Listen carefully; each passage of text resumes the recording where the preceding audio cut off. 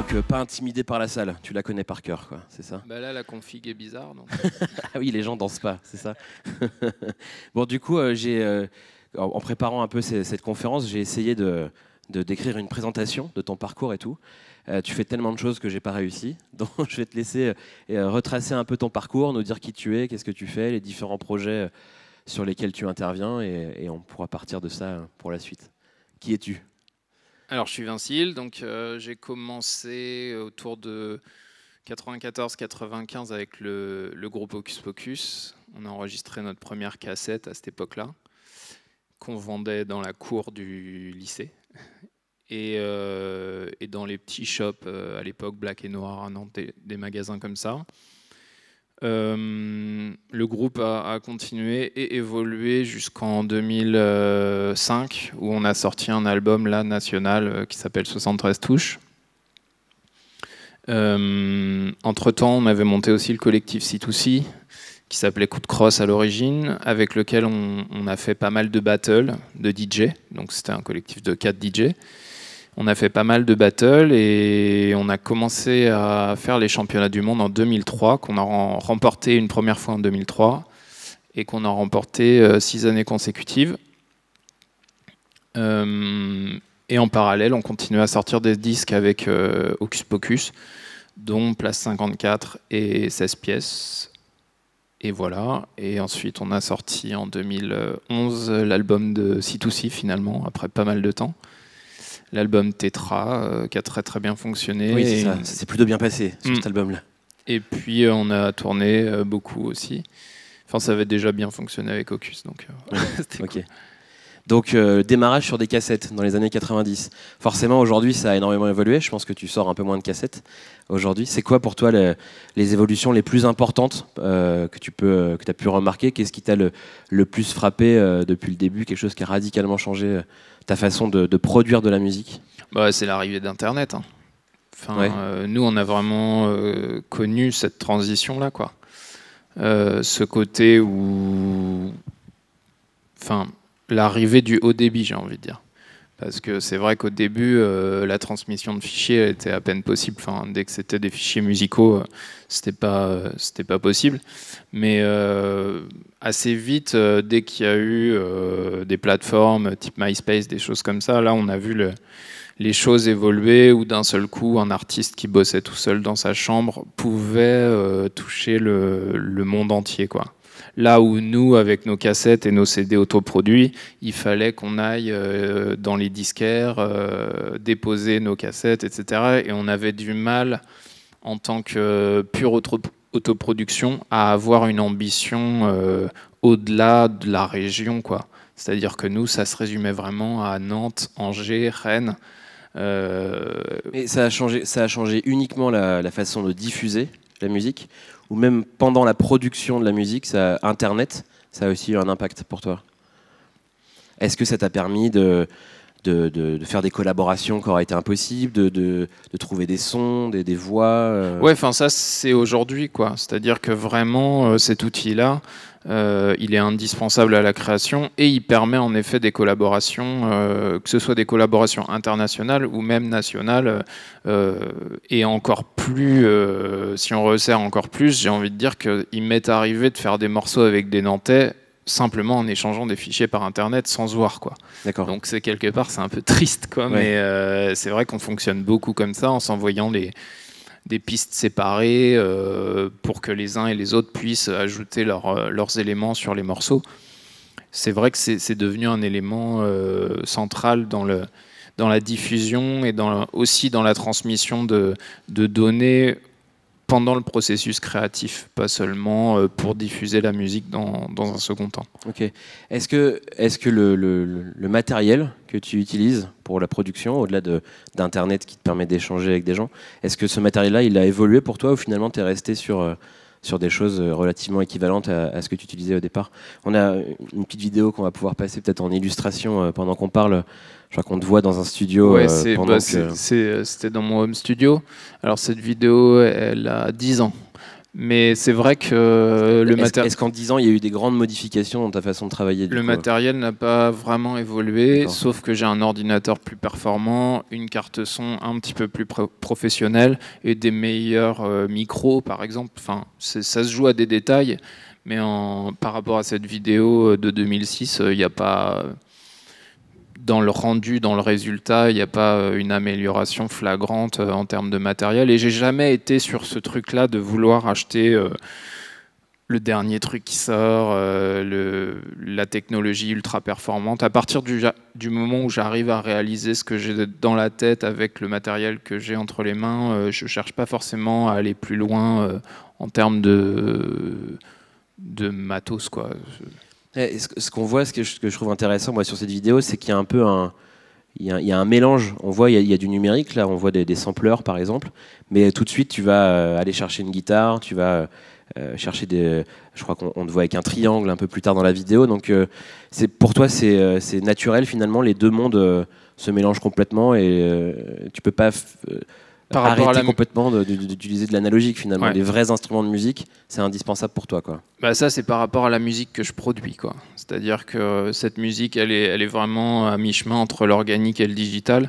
Donc forcément, j'ai besoin d'être entouré d'instruments, plutôt des instruments vintage, qui ont vécu, qui ont des sonorités bien particulières et plutôt chaleureuses.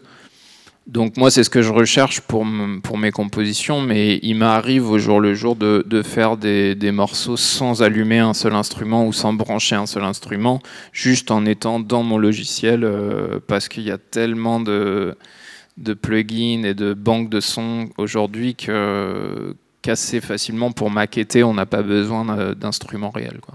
C'est quoi la part, du coup, pour produire un morceau classique dans le style sur lequel tu travailles? Quelle est la part du numérique, quelle est la part de l'analogique? Est-ce qu'on peut faire ce découpage-là ou tout est trop entremêlé d'ailleurs? Bah, disons qu'il y a une grande part de digital, mais l'intervention humaine dans le jeu, dans la manipulation, elle est là quand même à 80%, quoi. Le reste, c'est des outils finalement. Donc je n'appuie pas sur un bouton et je laisse pas le truc se faire tout seul. Donc oui, j'utilise beaucoup d'instruments virtuels, de boîtes à rythme ou de samples, mais c'est vrai que j'aime aussi y intégrer des instruments acoustiques de temps en temps. Mais ça se joue à 50-50 si on prend vraiment la matière. Ouais. Est-ce que ça veut dire qu'il est important, voire indispensable, d'avoir une vraie formation musicale? Est-ce que c'est ton cas? Est-ce que tu as... J'ai pas fait du solfège, ce genre de choses. Non, mais j'ai fait du solfège, j'ai fait de la trompette, j'ai fait de la flûte à bec, j'ai fait de la batterie, j'ai fait des percussions. Mais je pense pas que ce soit indispensable aujourd'hui pour produire de la musique, en particulier la musique électronique.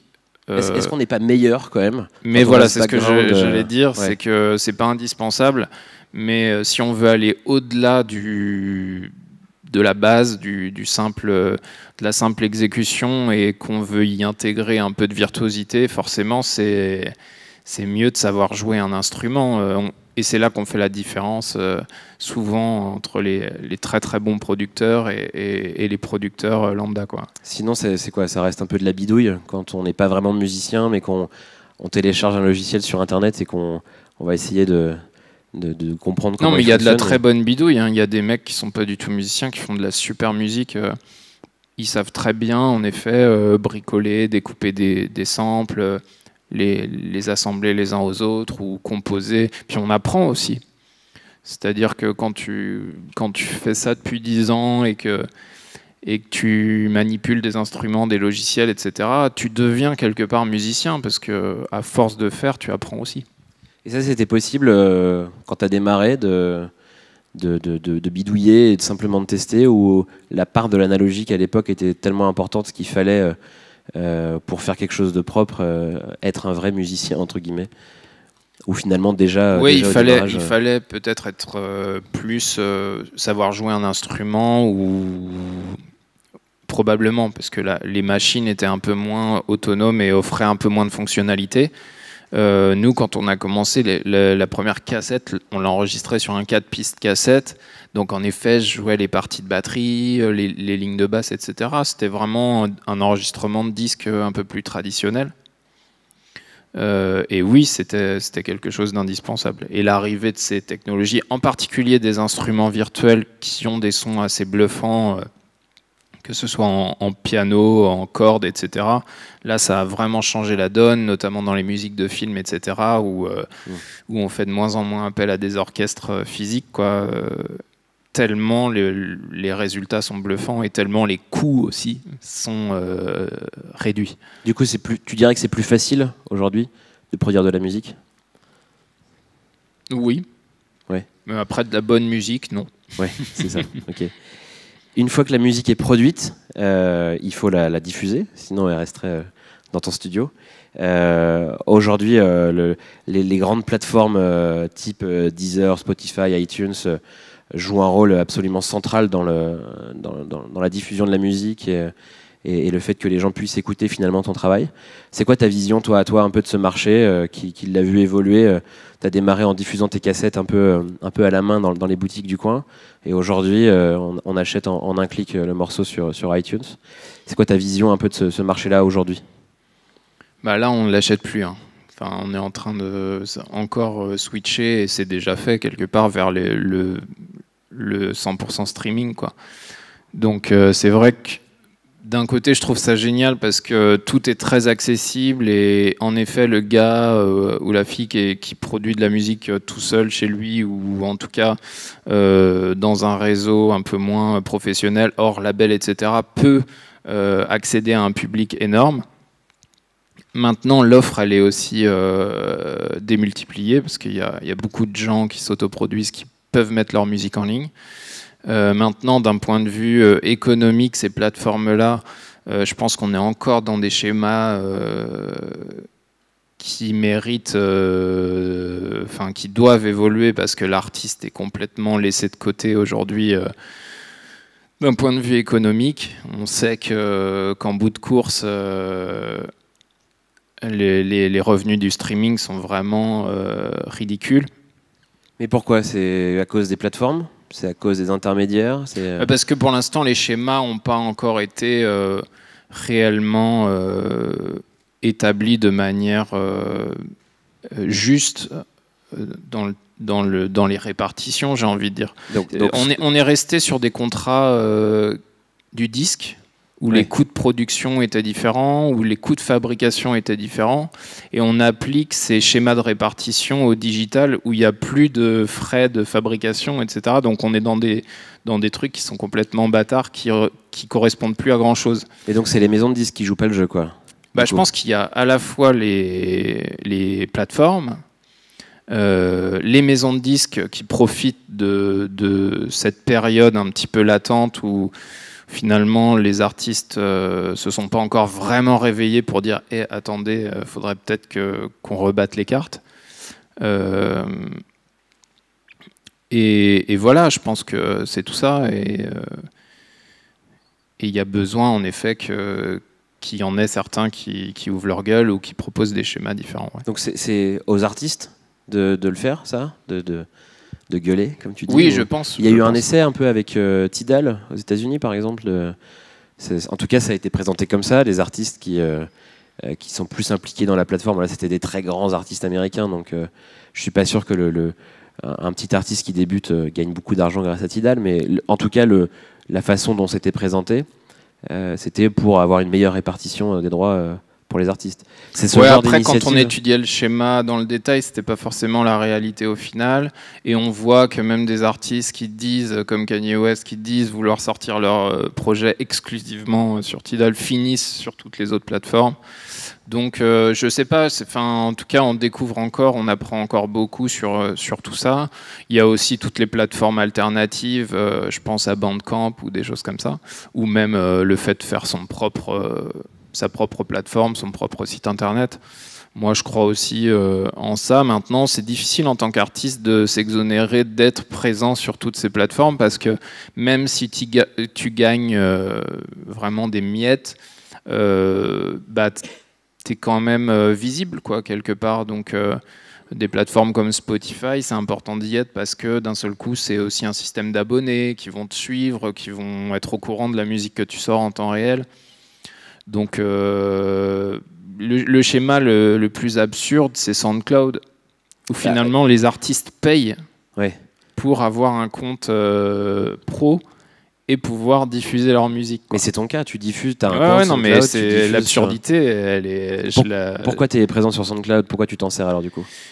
Parce que la plateforme est séduisante, qu'il n'y a pas de publicité, que ça marche bien, c'est fluide, c'est rapide, que les artistes qui l'utilisent, c'est vrai que c'est une source, c'est une ressource assez inépuisable de talent, etc.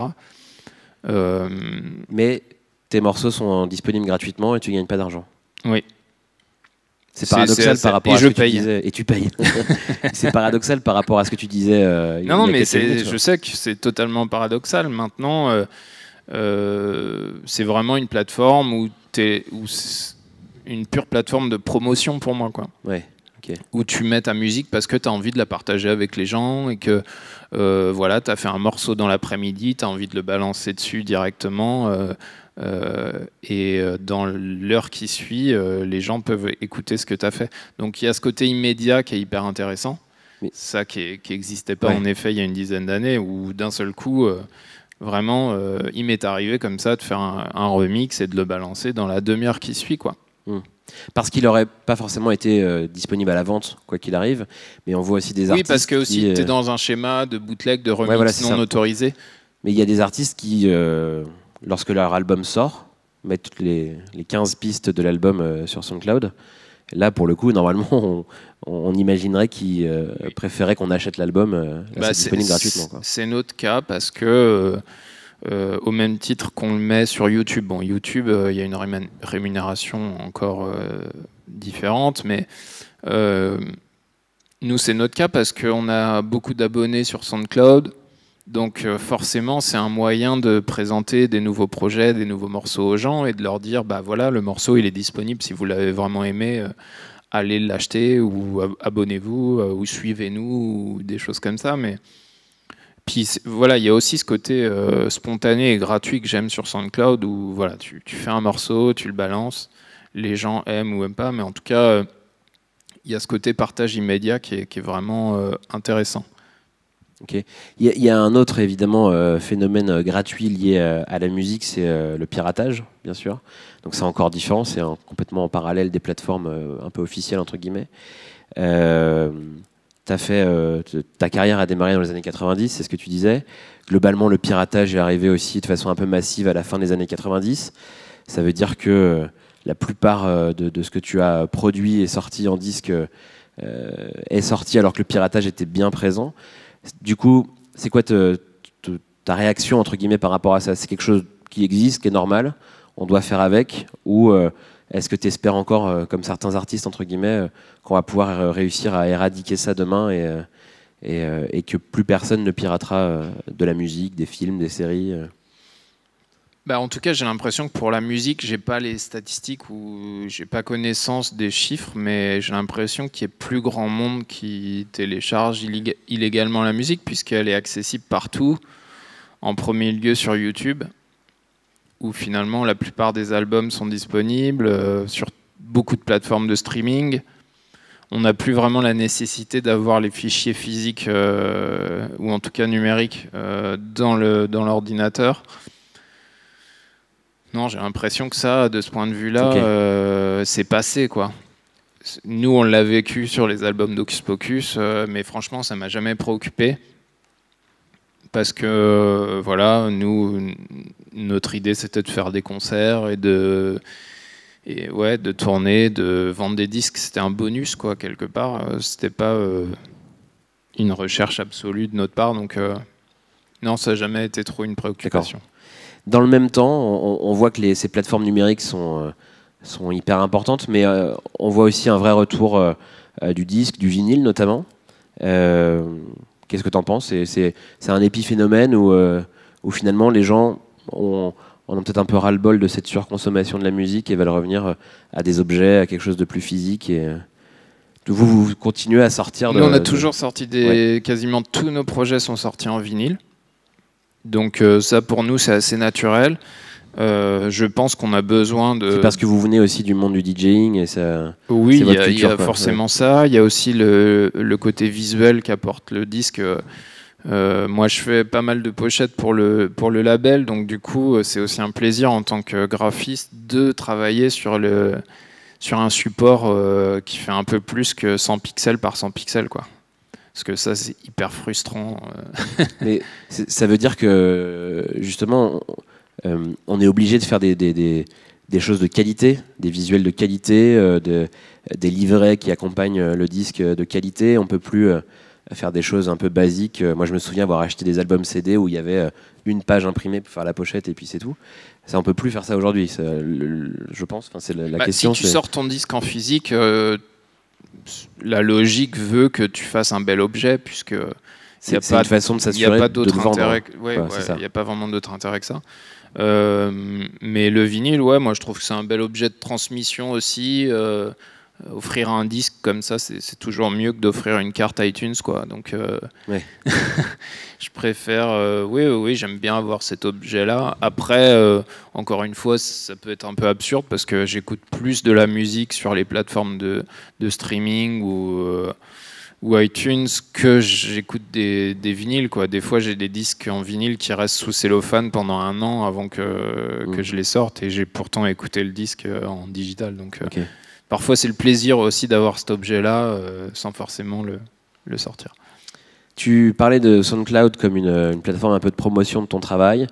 Tu disais qu'un des avantages de Spotify, c'est qu'on peut suivre l'artiste, s'abonner et donc recevoir les nouveautés. Tu es aussi un peu dans le même esprit présent sur les réseaux sociaux. C'est important, c'est indispensable, obligatoire d'être en tant qu'artiste sur ces plateformes-là aujourd'hui, ou on pourrait s'en passer, d'après toi?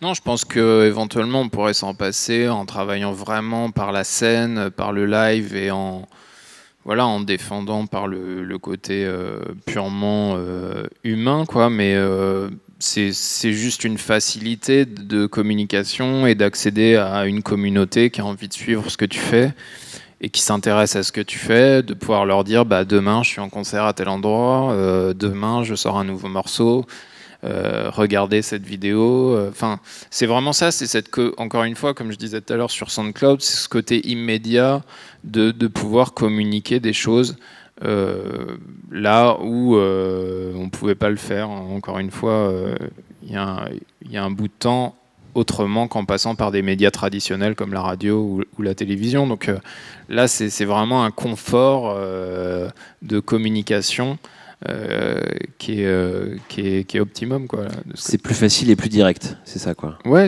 puis immédiat surtout. Ouais. Et tu gères ça seul pour l'ensemble des projets sur lesquels tu es impliqué? Il y a des équipes? En général, tous les membres du groupe participent à ça. Ouais. Sur des gros projets, des projets qui nous ont un peu dépassés comme C2C, du coup c'est plus le label qui prend la main sur la page, parce qu'on a tellement d'abonnés sur les pages que du coup on est un peu frileux avant de poster un truc. C'est effrayant. Est-ce que ça va être bien pris, machin. Donc faut que ce soit validé par tout le monde. Ça devient un peu une machine de guerre, quoi. Ouais. Et alors, comment tu le vis, ça, du coup, que tu es obligé de faire valider par des gens ce que le groupe que tu as créé dit à sa communauté? Je pense que c'est normal. Dans C2C, on est 4, donc ce serait con de pouvoir balancer comme ça sur la page Facebook tout et n'importe quoi sans demander aux autres ce qu'ils en pensent. Mais c'est vrai que je pense que c'est un truc que tout le monde connaît quand une page prend une importance particulière. Tu limites tes posts à des choses bien précises. Tu es peut-être un petit peu moins freestyle sur ce que tu balances, quoi. Un peu plus vigilant, parce que forcément tu t'adresses à un plus grand nombre, quoi. Donc tu peux pas non plus tout te permettre, je pense. Ok. Tu t'en parlais un peu. Ce qui est important, évidemment, en tant qu'artiste, c'est le live. C'est une façon de communiquer avec son public et puis de diffuser la musique produite. Est-ce que là aussi, dans le live, le numérique a pris une place importante, ou vous êtes resté sur tes différents projets, vous travaillez un peu de la même façon qu'au démarrage? Bizarrement, là où la technologie arrivait fort au milieu des années, fin des années 90. Nous, on a fait le chemin arrière avec Hocus Pocus d'abandonner les machines et de revenir à du live purement acoustique. Donc ça a été une expérience aussi, puisque moi je commençais à bosser sur des sampleurs et au bout de quelques années, sur scène, on n'avait plus de sampleurs. Enfin, en tout cas, c'était plus l'élément principal. Donc moi je pense que sur scène, en effet, le côté vivant, physique du jeu, même quand c'est avec des machines, est important. J'aime pas trop les lives un peu robotiques où tout est préprogrammé. Et alors du coup, est-ce que le numérique te permet d'imaginer des choses interactives, non robotiques, qui étaient complètement impossibles avant Là, en ce moment, je bosse sur un live pour un nouveau projet. Où donc j'utilise un logiciel qui s'appelle Ableton Live et je contrôle en même temps un autre logiciel vidéo qui s'appelle Resolume. Donc c'est vraiment ce que je joue sur mes machines en musique qui contrôle des séquences vidéo en temps réel, quoi.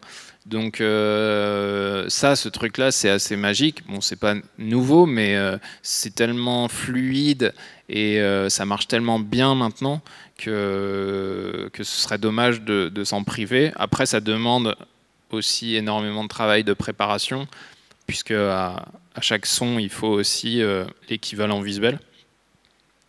C'est ce qu'on a fait aussi sur C2C en scratchant en temps réel les images avec un logiciel qui s'appelle Serato Video, où vraiment le disque, la rotation du disque contrôle le flux vidéo.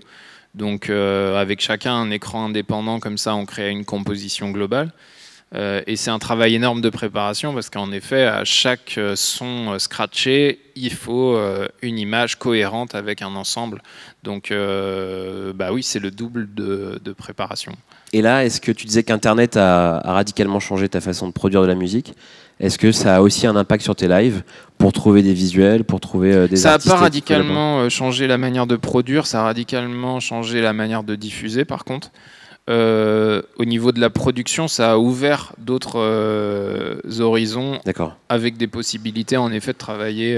Là, l'album que je fais en ce moment, c'est avec un rappeur qui habite à Los Angeles et forcément pour la validation des mix, etc., ça s'est fait par Internet. Maintenant, on s'est quand même fait 2 semaines de studio ensemble pour enregistrer. Mais c'est vrai que pour s'envoyer des bouts manquants ou des modifications, c'est idéal, quoi. Et sur le live, Internet a un impact aussi, du coup? En tout cas, ça... Sur la préparation, encore une fois, c'est un outil d'échange entre les membres du groupe quand on n'est pas tous au même endroit et qu'on ne peut pas se voir. Ça permet juste d'échanger les idées, les setlists, les scénarios, etc. pour pouvoir gagner du temps et aller vite, quoi, dans la construction. Ok. Il nous reste déjà que 2 minutes, mais je voulais du coup aborder avec toi aussi peut-être une facette qu'on connaît un peu moins de ton travail au-delà de la musique pour laquelle tu es vraiment connu. C'est que tu produis aussi beaucoup d'œuvres numériques. J'ai aussi là des petites vidéos d'illustration, notamment de ce que tu as pu faire l'année dernière sur le château à Nantes, ça s'appelle L'Échappée, je crois, c'est ça? Ouais. Alors c'est Aurélien Lafargue qui a créé les visuels, et moi j'ai créé la bande sonore en fait. Et c'est des projets qui sont là aussi souvent très numériques, il y a beaucoup de numérique là-dedans. Est-ce que ça veut dire que sans ces technologies-là, tu serais peut-être jamais sorti de la musique, et est-ce que c'est le numérique qui t'a aussi donné des idées? Tu as pu travailler sur ces projets-là? Ouais, j'aurais fait d'autres choses plus bricolées peut-être. Mais ouais, le côté visuel, je l'aurais développé d'une manière ou d'une autre, sans le digital ou avec le digital. C'est quelque chose qui me plaît trop pour que je fasse l'impasse là-dessus. Et j'aime aussi les objets physiques, le dessin, etc. Donc j'ai besoin de ça, ouais. Ok. Et du coup, on est à Nantes, on est au Web Today, c'est un événement qui réunit beaucoup de start-upers, l'écosystème numérique de la région et plus globalement en France et en Europe. Est-ce que le fait d'être à Nantes, une ville très, très tournée vers le numérique, ça t'a permis aussi de travailler sur des sujets qui auraient peut-être été plus compliqués, ou ça t'a permis de faire des rencontres d'acteurs de ce système? Est-ce que le fait d'être à Nantes, ville très numérique, ça impacte ton travail? Bah, on m'a offert des opportunités, celle-là par exemple, c'est dans le cadre de Scopiton. Donc oui, forcément, je l'aurais peut-être pas eu ailleurs. J'ai aussi fait le projet de la rampe sonore, une rampe de skate interactive, un projet que j'ai proposé à la région des Pays de la Loire. Donc c'est eux qui m'ont donné le go là-dessus. Peut-être forcément que ça aide à concrétiser certaines choses. Maintenant, je m'arrête pas forcément à la ville, même si c'est vrai que c'est une ville dans laquelle il est plutôt agréable de travailler et de monter des projets. Ouais. Ok. C'est écoulé, le temps est écoulé. Merci beaucoup. Merci de m'avoir écouté. J'aurais adoré discuter encore longtemps de tout ça, mais on n'avait que 30 minutes. Merci beaucoup en tout cas d'avoir accepté notre invitation. Merci à toi. Et d'avoir répondu à toutes nos questions. Merci.